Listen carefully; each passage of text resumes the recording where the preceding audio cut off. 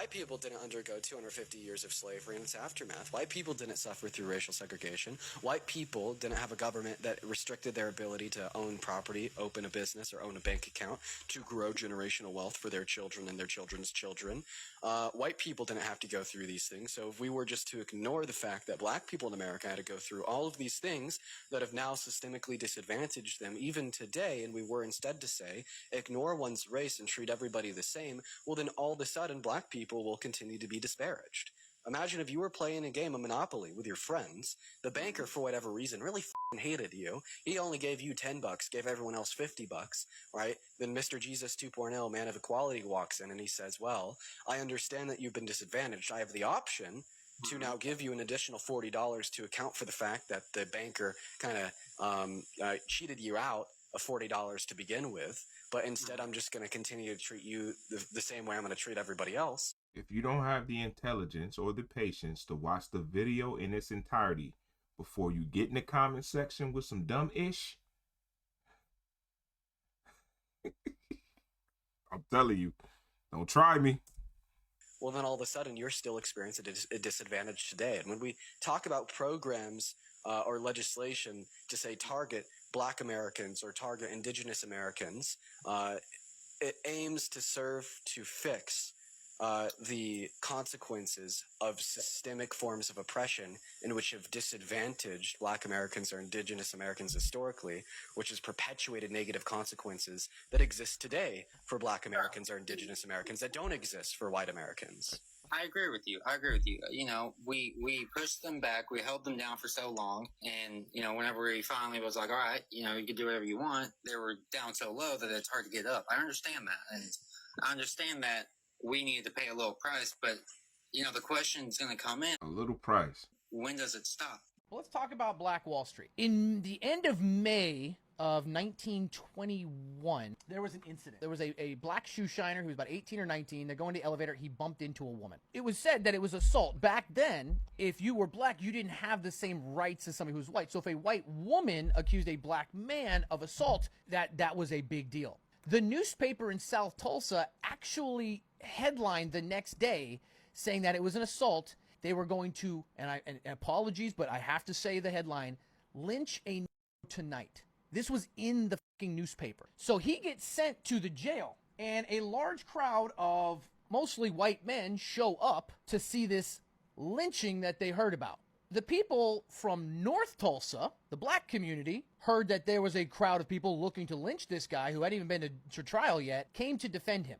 Well, guess what happened? Shots rang out. By the next morning, thousands of white men and women, but mostly men and boys, from South Tulsa, armed and marched on North Tulsa. And here's the kicker. They were joined by police and National Guard. They marched into North Tulsa. And in about a 20-hour time period, they looted everything, shot residents, set fires. 35 blocks were destroyed. And based on eyewitness testimony and some forensic evidence that was looked at later on, there were actually fire bombs dropped from crop planes on the buildings as well. On the the local, American, you know, on the American people of the country now. With liberty and justice for all, huh? investigators who investigated said that they only found, they only listed 36 black people from Tulsa as being dead. However, most people think it was in the several hundreds. They were then interned. The 6,000 remaining residents were interned in camps. All the generational wealth that was being built was wiped out. The governor then ends up declaring martial law, and nobody was prosecuted. And then guess what ended up happening a little bit later? Work, bro. You remember the 19-year-old boy? Charges were dropped. The city then rezones Greenwood into industrial, and everybody was forced to move back in there and rebuild with nothing, and it turned into a complete poverty-stricken area. Still is to this day. One of the most disturbing Black history. But those are the facts that racists and dummies don't like to acknowledge. They don't like that. They don't like that actually happened. They want to blame it on something else because it feels better for their story, for their the lies that they were told and learned. You know what I mean? It goes against their belief system. Well, your belief system doesn't mean it's based off of a fact. You can believe anything. Flat earthers believe the earth is flat, even though science and data proves that it's round. Your belief doesn't make something a fact. Stick to the facts. Facts that they don't want us to talk about, part 10. In 1921, a young black man named Dick Rowland and a young white woman named Sarah Page step into an elevator together at a hotel. This hotel was located in a neighborhood called the Black Wall Street. And a few moments later, they both ran out of the hotel elevator screaming. The very next day, a news article was put out titled Nab a Negro. In this article, it was stated that that young man had attacked Sarah Page in the elevator. And despite Sarah refusing to be involved in this accusation, the white mobs in the town quickly started a war. And for the next 2 days, they set out to erase Black Wall Street completely, starting with releasing gunfire into that crowd of African Americans who had gathered in front of the courthouse. Hundreds of black people were murdered in the same homes that they helped to build. These white mobs were breaking into businesses to steal and set them on fire, breaking into homes to harm children and their mothers and set the houses on fire, burning down over 35 churches, destroying over 1,200 homes, and in the end, they completely got rid of over 35 city blocks. Oh, why is the wealth gap of black people? Why is it, why is it so far? How come black people don't own anything? Well, there's a book that a white man wrote called The Color of Law on why they purposely redlined black people from owning houses. They purposely, it was in the law to not sell to African Americans. I hope YouTube doesn't copyright this clip because it's from the Pivot podcast, obviously, I think. But I hope that they don't. See how they act now, how they depreciate when they're selling to black families. Where does this come from? Oh, it comes from here. Building highways in the middle of black neighborhoods so that black people couldn't build houses. This is all facts. Or they put black neighborhoods on toxic waste dumps, and then black people get cancer. This is happening. I need to know about this kind of shit. So if I go and buy a house, I go, oh, I know it. Don't be up to, yeah. But history is important. But the problem is our history is just, whether it's African colonialism, is so atrocious that they don't want to hear that shit. Well, you shouldn't have acted like that. It's that simple. How about this? Why don't you let it happen? Your grandparents shouldn't have acted that way. Your great-grandparents shouldn't have acted that way. Your great-great-great-grandparents shouldn't have acted that way. You're mad at the wrong person. The history is history. American history. Black history is American history. These things happened. You and don't be like that. So if you go to a doctor's office, what's the first thing they pull out when you come to the doctor's office? You sitting down. What do? What do they bring out? Your medical history. What do they make you fill out? Your medical history. They make you fill out. Does your family have? They write their pages of that shit because that's how they assess your health now. Correct. It's no different than anything else. When you guys were playing ball, what do they talk about? The announcers always talk about your past. Well, as you can see, last week he had a pulled hamstring, but now he's doing much better. They're talking about the past all the time. Last week he was 2 for 3. Now he has 5 RBI. Facts. It's always the past. That's how you assess what's going on now. Correct. All you guys talk about sports. You're talking about past shit. You go, he was there, he was recruited there, then he got traded. But when it comes to us, we're the only people they go, just move on. No, we're moving on. We're actually moving on. Owning businesses, even though you barely give anybody loans, people are moving. Black people are moving on. You're the ones in the old adage of we can't do shit. You're the ones that haven't moved on because you still think we're not human. Yep. I'm not saying every white person's like that because it's not true. Because there are, if you look online, there are white people. There are some phenomenal white people. It's not, we don't monolith y'all like y'all do us. There's some phenomenal white people. Right? We know who they are. Thank you. Fitting knowledge about African American history. There's a lot of allies, for real. But in the consensus of you're still calling people names online, you're still monkey noises and just dumb shit like that. That's old. You haven't moved on. Yeah. You haven't. Because the racial, you got young kids using racial slurs. You haven't moved on because you're teaching your kids this old adage bullshit. Facts. You understand? I would love to go on stage one day and do some racial shit and people go, hey man, we don't do that anymore. Oh, great. So my shit is antiquated. This is great. Right. But Racism is so. My nephews experienced that shit. Y'all keeping that shit Richmond alive, drove bro. Interstate 95 Y'all. straight through Jackson Ward to kill black prosperity. In the 1950s, Jackson Ward was the wealthiest black neighborhood in America, with black-owned banks, insurance companies, theaters, and businesses generating millions. The highway could have been routed anywhere, but Richmond chose to cut Jackson Ward in half, Intentionally. demolishing over 200 black-owned businesses and splitting the community that had built generational wealth. See, and this is like, I had so many clips. This video can literally be 2 hours long. This has happened thousands of times here in this country, bro. A lot of them are not talked about. All up and down the eastern seaboard for the most part. A lot of Texas, but this has happened a lot. This wasn't about traffic flow. It was about destroying black economic power. White Richmond watched Jackson Ward's success and decided a highway was more important than letting black people thrive. The businesses that survived Won't the leave highway us alone, died bro. when white customers stopped coming because the interstate made Jackson Ward the wrong side of the city. Within 20 years, America's Black Wall Street became an economically devastated neighborhood, exactly as Richmond intended. Today, thousands of Virginians drive I-95 through Richmond with no idea they're traveling over the graves of black wealth that Virginia couldn't tolerate. It's crazy, bro. Every mile of that highway through Jackson Ward is paved with destroyed black dreams and stolen generational prosperity. Tag someone who drives I-95 and doesn't know it was built to destroy black economic power.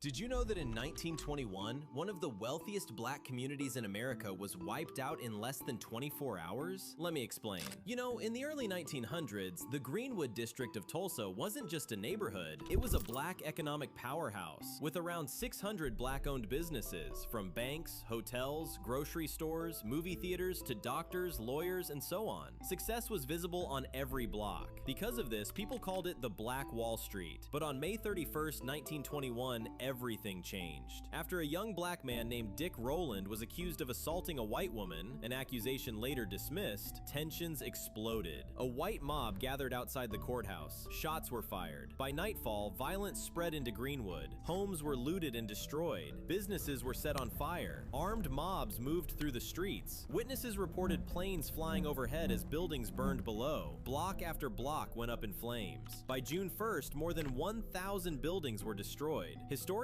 estimate up to 300 people were killed. Thousands were left homeless in a single day. For decades, it was barely taught. Insurance claims were denied. Rebuilding was blocked. However, Greenwood survived because its people rebuilt after. But Black Wall Street stands as one of the deadliest acts of racial violence in American history. That was loud.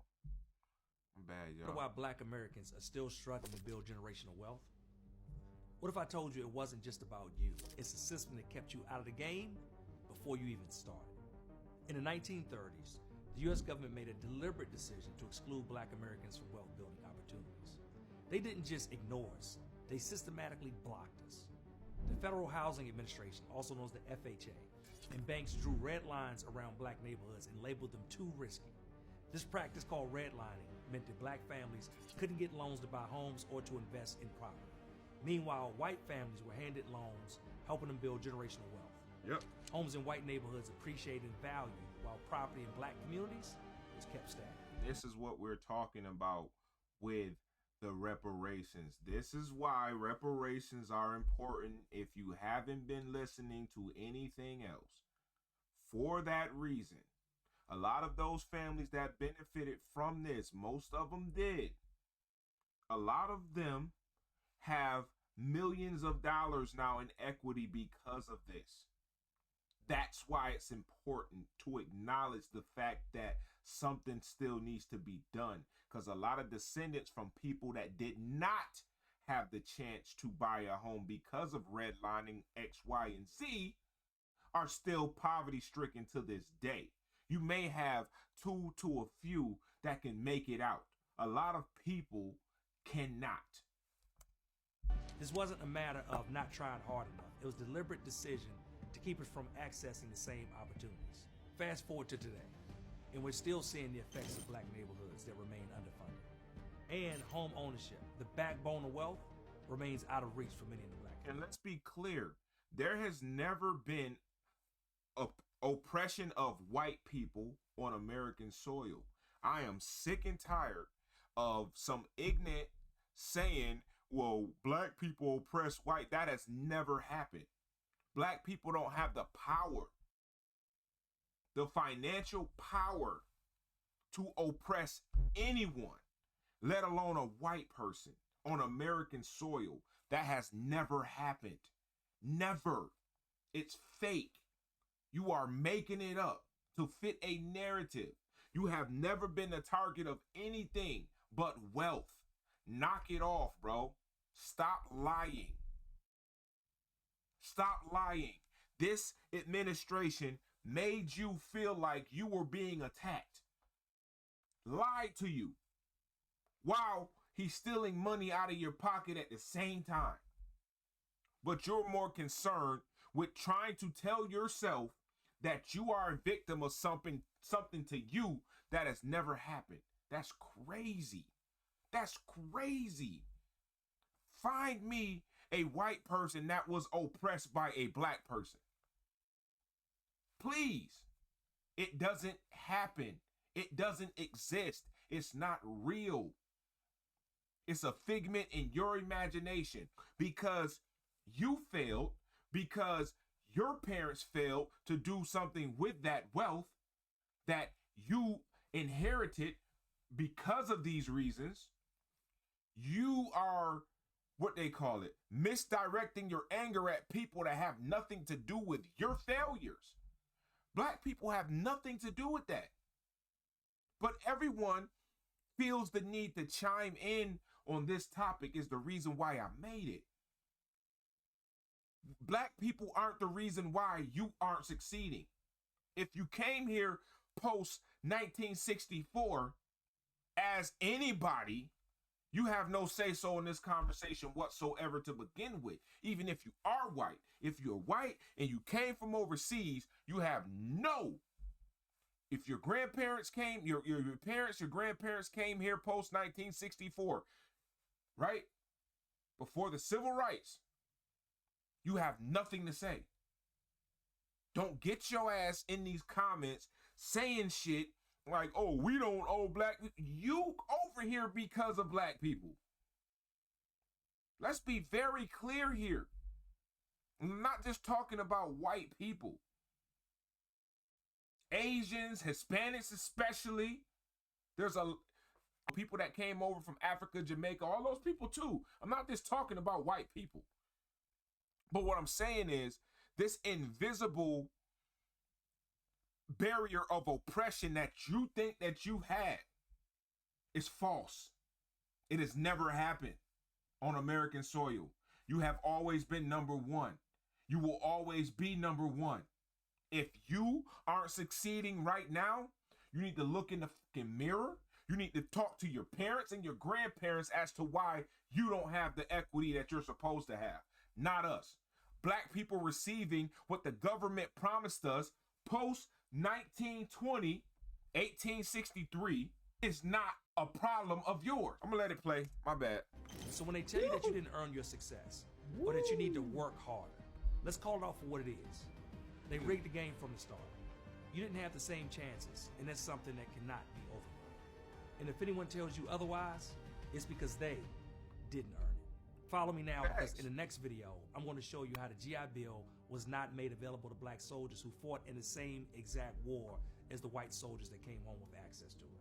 And instead of receiving the benefits, they were denied the chance to build a future. Let's get ready to hear about how black veterans were excluded from the very opportunities that helped to create a middle class for Americans. That's a whole nother story. I'm going to get to that. Come to find out, El Paso had its own Black Wall Street. It had its own doctors, own lawyers, own schools, own pharmacies, own cemetery, own churches. And then they built I-10 right through all of it. It's crazy, bro. That's crazy, dog. And this legendary spot, historic spot, now a historical marker here in Texas, was the last standing piece of that Black Wall Street that was still black and owned and run by one of the OGs, the originals, and the person running this was an icon. She recently passed away here in El Paso, and now the spot is being turned into a museum. And he gave me the luxury and the pleasure to say, you can come in here and do whatever it is you need to do. Now that you got a little bit of history, I wanted you to earn it. I wanted you to understand the impact of what it is that you're trying to do, because I don't want you to muck it up. And he walked me through this whole place for over an hour, just showing me all these archives, pictures, memorabilia, and all the original furniture is still in here, or still in the establishment, and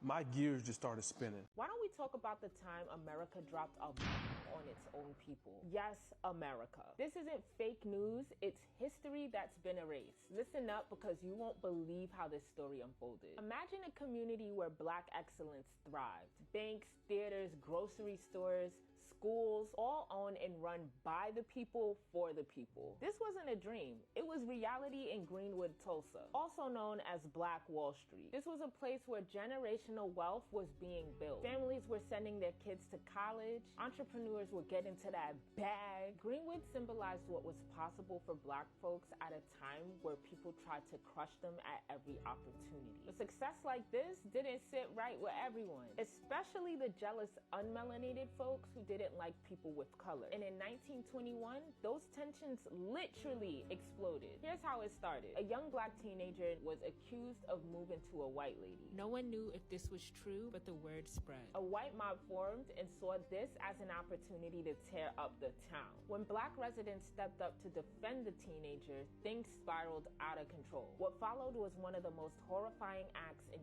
U.S. history. Mobs stormed Greenwood, lighting up homes and businesses. But it didn't stop there. Planes were used to drop bombs on the neighborhood. In America, over 300 Black citizens, including children, were turned to ashes. Thousands were left homeless. And 35 blocks of thriving businesses, culture, and dreams were turned to ashes and dust in less than a day. And it gets worse. But first, drop a light bulb emoji in the comments if you're learning about this for the first time. I'm curious to see what schools are teaching. Also, make sure you like and share this video. Here's the part that really hits. No one was held accountable. No arrests, no reparations. Survivors were left to pick up the pieces with no help from the free country and the pigs. And to make it worse, this story was buried, left out of history books, ignored in classrooms, erased from the national narrative. Why? Because it challenges the American dream, or should I say the American myth. The myth that this country has always been fair, just, and equal. Stories like this expose the truth, and the truth is uncomfortable. But we can't ignore it, because history has a way of repeating itself. And if we don't learn from it, then the same defeat will get us. Black Wall Street wasn't just about wealth. It was a shining example of what Black folks could accomplish, even in a system designed to take them down. Its destruction wasn't just about jealousy. It was about fear. Fear of what Black unity and self-determination look like when left unchecked. Greenwood was a threat to the status quo. We need to keep sharing these stories, because the more we understand, the stronger we become. Next time, we're diving into another chapter of hidden history, and it will blow your mind. Correct me if I'm wrong, but only in America will a Black person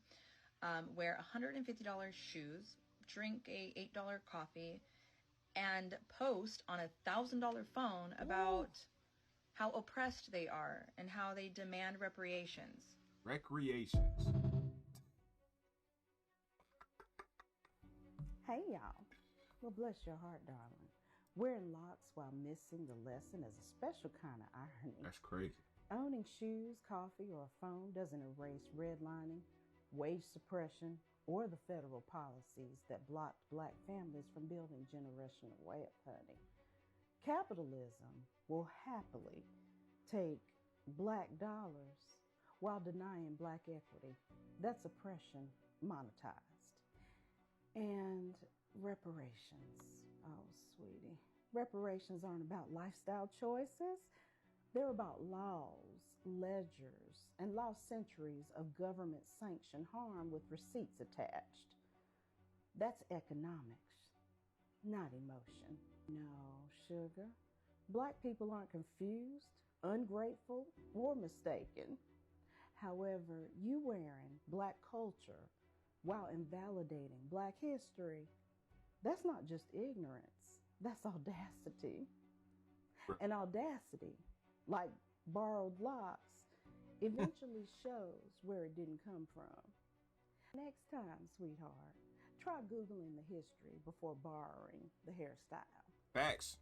And I would like to tap in on that because I hear this a lot from people. $150 shoes. First off, the average pair of Jordans are not $120. You can buy Jordans for like $65. So people, like, this kind of ignorance, bro, drives me crazy because it doesn't fit the argument, right? Even if I did, let's say I was buying $200 pair of Jordans every other month, right? 2, 4, 6, 8, 10, $1,200. Let's say I spend $1,200 a year on sneakers, right? Because this is your favorite go-to. $1,200 a year on sneakers is gonna buy me how much equity in today's economy? I'll wait. In stocks, that ain't nothing. $1,200 right now is gonna get you nowhere. Freak show! You're going nowhere! But a $340,000 house will, that you got from your grandparents. They died. You live with your grandmother. She died. You got the house because of the deed or whatever the case may be. You ended up with that equity. This is the reason why the reparations thing keep coming back full circle, because there is an uneven equity. It's uneven, right? And until the descendants of the people that were promised that equity get that equity, it's going to continue to be that way. This conversation will not go away. Now, you have so many different people, as I stated before. If you came post 1964, right? If your family came here, if you migrated here, you immigrated here, post I would say even like I said, 1893. If you came after that, you have no say-so in this conversation. You're not more American than me and all of the Black people whose descendants are or were slaves on this soil. You're not more American than me. You can be as white as you want. You can follow all of the oppression, the race. You can do all that. You can say you're American. You may have had 2 relatives that fought in wars. You're still not more American than me. My lineage goes back too far. So for people to think that they have a say-so, and this is another thing, everybody feels like they can talk about what the Black people are doing and what we're trying to, we try to mind our business, y'all don't leave us alone. When we try to include ourselves, you say you don't want to be around us. Which one is it? We wouldn't mind having our own. We wouldn't mind doing our own thing, but y'all won't allow that. Reparations would allow people to remove themselves, to do what you guys are saying you want. We don't want to keep being barraged with racism, bigotry, hatred. We don't want that. We'd rather do our own thing. Muhammad Ali said, hey, give us our own state. What's your suggestion? That's your question. Okay, you talking to me, not a dumb nigger or a pork chop eater, don't know the truth. I'm free now. I woke up. Now, what are you going to tell me now? I done gave you my solution, some land of my own, doing something for myself like you, England, and America do. Now, I know you're not against the black man. I know you're not against me having my land, are you? I know you English and ruled and slaved forever for a long time. But do you still today don't want me to have my own country and build for myself and govern myself? Would you think that's bad if we thought like that? What's your solution to my problem? 1974, then you all just, some white man just flew from New York to England in an hour, less than 2 hours. You all are so progressive. You're walking around on other planets. Now, today, I'm intelligent too now. What's your suggestion? What should be my movement? Integrate? Yeah, equal rights in a mixed society. In this society, where you still own the government, you still own the train station, the railroad plant, the lecture plant, these television cameras, you still make all the food. I don't see how you can slice up America into bits and get all the whites in one area and all the blacks in another. Then we leave then. We leave. But they'd miss you. I know it. Shit. I like I said, I rocks with white people. Y'all cool. But if the majority of people are going to be feeling like this and treating us like this, why can't we just do our own thing? And then you can see in history, right, that every single time a black community has tried to do their own thing, it got bombed. We got bombed. We are the only people in the history of America that was attacked by its own government. You can argue that now with what's going on, but we tried to warn everybody, and those same people that are being targeted by the government right now still voted that way anyway. Everybody goes against the grain when it comes to the black community. Everybody has a say-so. We don't mind everybody else's business. We don't come and try to tell you how to be Hispanic. We don't come and try to tell you how to be white. We don't come and try to tell you how to be anything. We mind our business. But when it comes to black business, everybody feels like they have a say-so. Everybody wants to tell us who should and should not get reparations just because your family blew your wealth. That's not on us. Because, oh, well, who's going to pay for it? You're acting like you're going to actually go to the bank and write a check. Your president went last week and spent close to like $3 billion more dollars. $3 billion. But we spend so much money on wars. We could have took care of this reparations thing a long time ago. You got people adding into the argument and the conversation that whose lineage don't even trace back far enough for you to even feel like you're included in the conversation. You're not included in the conversation. Everybody else can get reparations. But when it comes to black people, look it up, man. You don't have to take my word for it. ChatGPT, Grok, a Webster dictionary, anything you want to find, you can find. A Google search will tell you. But I know most people don't want that because they don't like the truth. It is what it is, man. It ain't an argument. It's the facts here. Let me know what y'all think. Be respectful in my comment section. I'm not playing. I will block your ass. Like, comment, share. I'm going to see y'all in the next one. Peace.